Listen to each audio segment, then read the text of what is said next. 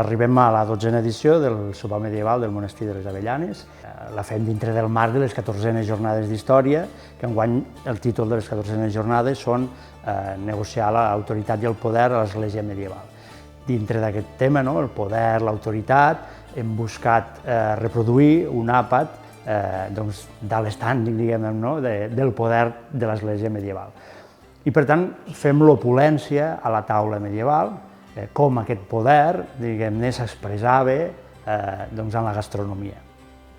Què hem agafat? Amb professors, la Montserrat Coberó, l'Antoni Riera, han investigat, s'han basat en el llibre del mestre Robert, que podríem dir que era un best-seller de la cuina medieval, i aquest mestre d'origen napolità, criat a la cort catalana, serà el mestre que idearà aquest àpat.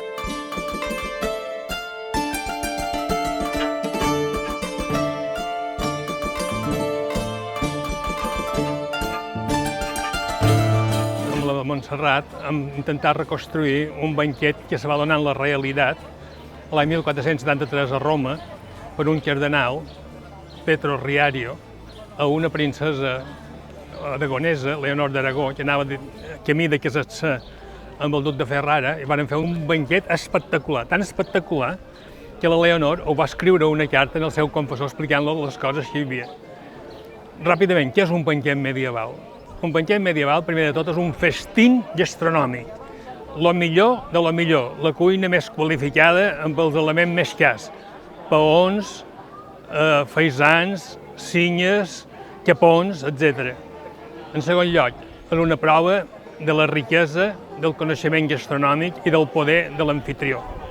I tercer, és un mitjà per difondre missatges polítics per part dels reis o per part dels papes, per exemple, utilitzar un banquet per difondre una aliança, una guerra, un matrimoni, etc. Per tant, el banquet té moltíssimes utilitats. És realment caríssim, però té moltíssimes utilitats.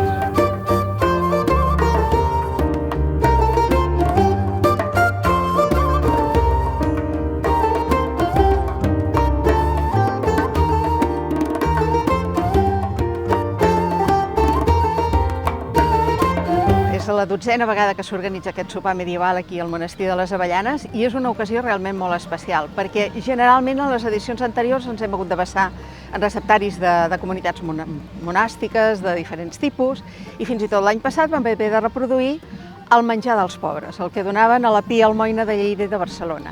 I en canvi, enguany és un festival, és tot un banquet, és tota una commemoració el que estem reproduint.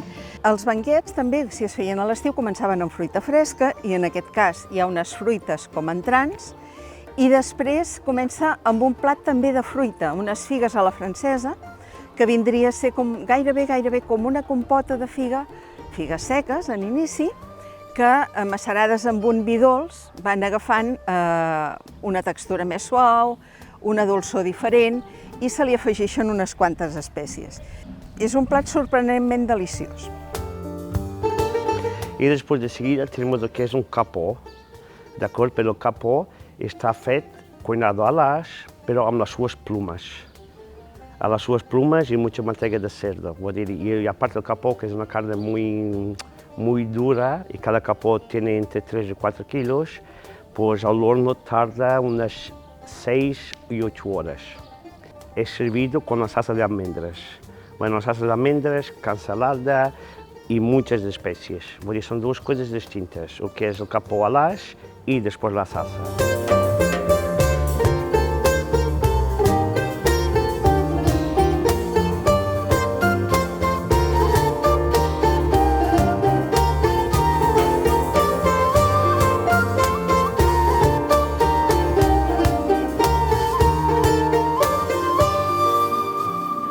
Com s'organitzava el banquet? S'organitzava en passades. Les passades són un conjunt de plats de textura i composició parescuda. Entre passada i passada hi havia els entremesos.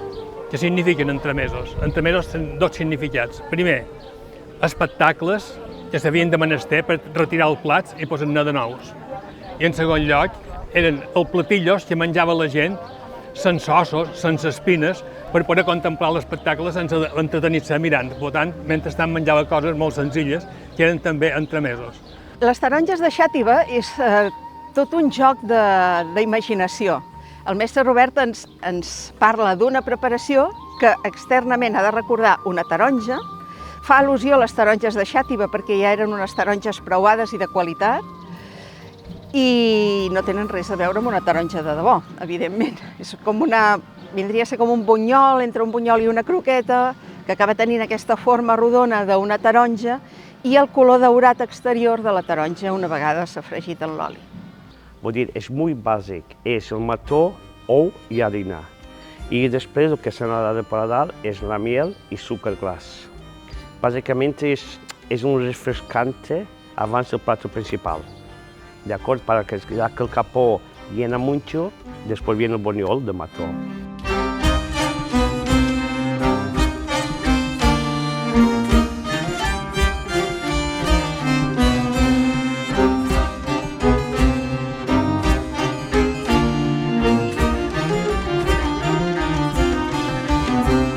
Y después tenemos lo que es un estilo de estofado de cordero, de molto, un cordero viejo, que también es una carne muy dura que no se utiliza mucho hoy en día y se tiene que preparar, por supuesto, muy bien y son muchísimas horas de cocinar, ¿no? Y eso es servido también con muchas especies y también, curioso, porta daus de pera, daus de codony y pomar. Vull dir, aquí és un estofado entre salado y el dulce. Y también el último toque, hacemos lo que es una picada catalana tradicional, utilizando el feche del molto mismo, con las almendras toradas, un pan torado y aún da mucho más sabor. Es un plato intenso, pero de mil maravillas y con mil sabores, y sorprende muchísimo. Acabem amb unes postres dolces, basades també en fruita, que és un pressegat. Pero el préssec es cuinat amb mantega de cerdo, ojo, que hoy en día no se ve eso, cansalada aviada, almendras tostadas y muchas más especies también. Pues es un contraste bestial. Y es cuinado poco a poco y súper tonto. Y recomiendo que esté feito siempre un día anterior, básicamente para que el préssec coja todos los sabores de las especies. Que así cuando comes el préssec se nota.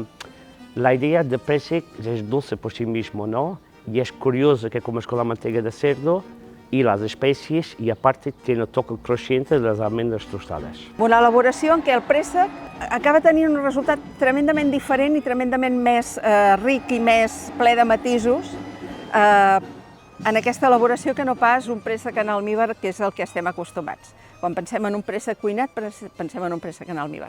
Aquí no, l'aigua es substitueix per greix, s'hi afegeix una mica de dolçor i s'hi afegeixen un munt d'espècies i el resultat final és absolutament deliciós.